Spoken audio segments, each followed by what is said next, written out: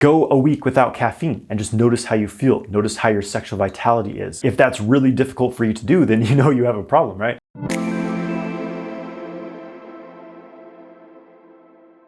Hey guys, I'm Jonathan White. I'm here to help you master your sexual energy so you can manifest your ideal life. If you want to learn more about sexual mastery, make sure you subscribe to my channel and hit the bell icon to stay notified when I release new videos and go live. Make sure you get my free ejaculation control course through the link in the video description below. Hey guys, in today's video, I'm going to share how caffeine affects your sexual health. Caffeine is the #1 drug of choice by people around the world. It definitely is a drug. It alters the way that your mind and body functions. It alters the way your nervous system functions. And unfortunately, caffeine has many negative implications for your sexual health, especially if you overdo it, as a lot of people do. So first of all, caffeine stimulates the adrenals to release adrenaline, to release cortisol, which gives you the illusion that you have more energy because you're basically tapping your reserves, your energetic reserves stored in the adrenals, right? And if you do it every now and then, it's not a huge deal, but it's a bit like taking from your savings account to spend right now. If you keep doing this every day, then you're going to go into debt, right? And this is what happens to people. They overstimulate their systems because they're not sleeping properly, they're not eating right, they're not resting enough. So they try to just force themselves to perform better by taking caffeine, and over time, they become depleted. This leads to adrenal fatigue. It leads to chronic exhaustion, chronic fatigue, right?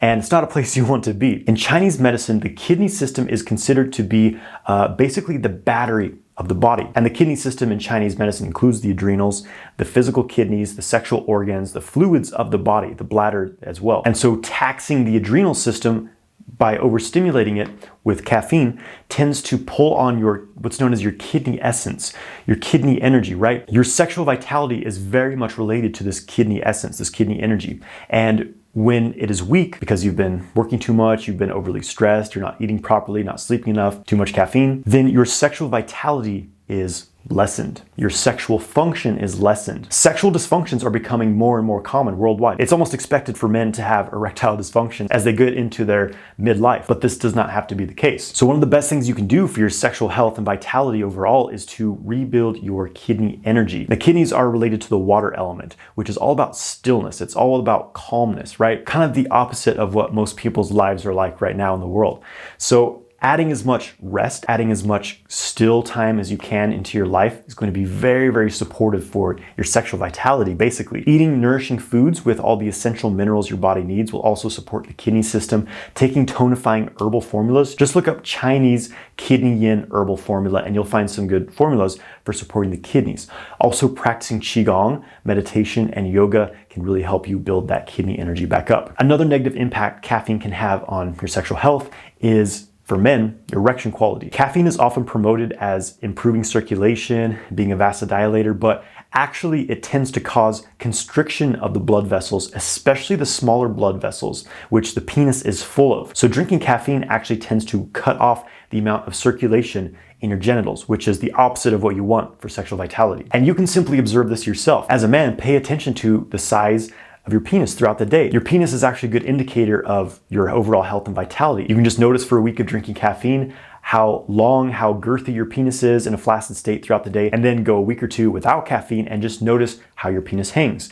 And that will be direct feedback as to how caffeine is affecting your genital circulation, especially your erections will also be an indicator of this. Drinking caffeine tends to cause elevated levels of cortisol in the blood. And when there's higher levels of cortisol, then testosterone levels are almost always lowered as well. Caffeine also tends to make men ejaculate more quickly because these elevated levels of cortisol in the blood, the stimulation of it tends to put you in that fight or flight mode, that sympathetic nervous system. And because ejaculation is a function of that sympathetic nervous system, when you're constantly in fight or flight mode, when you're overstimulated, you tend to be a quick ejaculator. And so cutting back on caffeine or eliminating entirely will help you to feel much more relaxed and calm. It will be much easier for you to stay in that parasympathetic state and much easier for you to last longer during sex. So drinking a lot of caffeine can really disrupt your hormonal balance. It really disrupts the endocrine system, which the adrenals are part of, because when you deplete the adrenals, it causes this domino effect that all the other glands try to compensate for that depletion, and it throws your whole system out of balance. So I know this may sound like really bad news to some of you who have a caffeine habit, but don't worry, I'm going to share some very helpful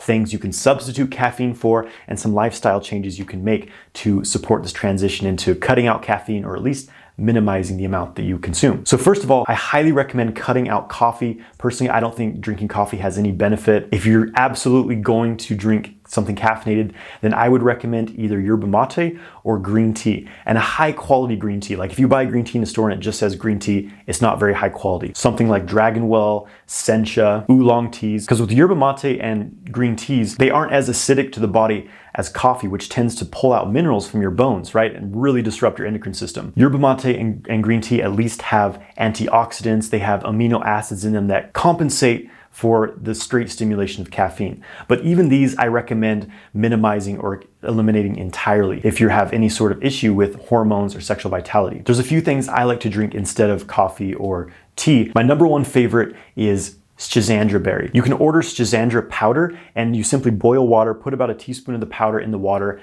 stir it up and drink that. It's very energizing, but not in a stimulating way, in a way that it actually tonifies your energy system. Schizandra is amazing for your sexual health, actually, and you'll find that it has a very mildly uplifting and energetic effect. Gynostema, also known as Jiaogulan, is another really great energizing herbal drink. It's adaptogenic, so it helps to reduce the effect of stress hormones in the body while improving your overall vitality, and also making lifestyle changes, starting to build your energy back up through proper exercise, proper nutrition, getting enough rest and sleep, having more quiet time, meditating. Qigong is a supercharger for building your energy and vitality. Once I started doing Qigong, I had to stop drinking caffeine because I started to become very, very sensitive to it, and I didn't need it anymore. I get supercharged up every morning by doing breathwork and Qigong. The best thing to do is experiment for yourself. Then there's no question about it, right? Go a week without caffeine and just notice how you feel. Notice how your sexual vitality is. If that's really difficult for you to do, then you know you have a problem, right?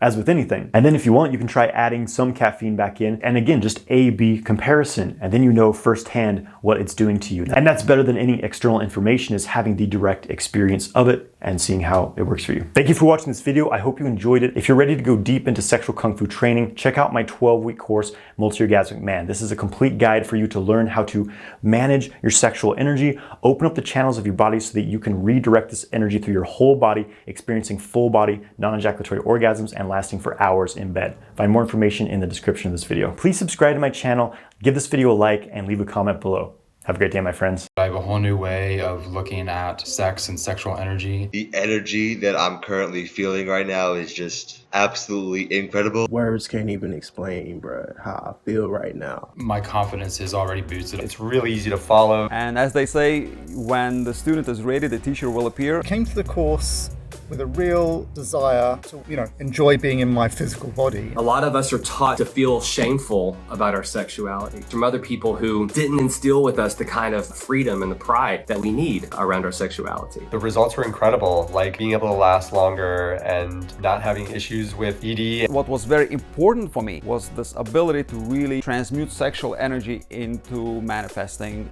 material reality. My finances improved at least 50%. If I had endless money, I would pay for every man in the world to take it. This is some powerful shit, man. Thank you, for real.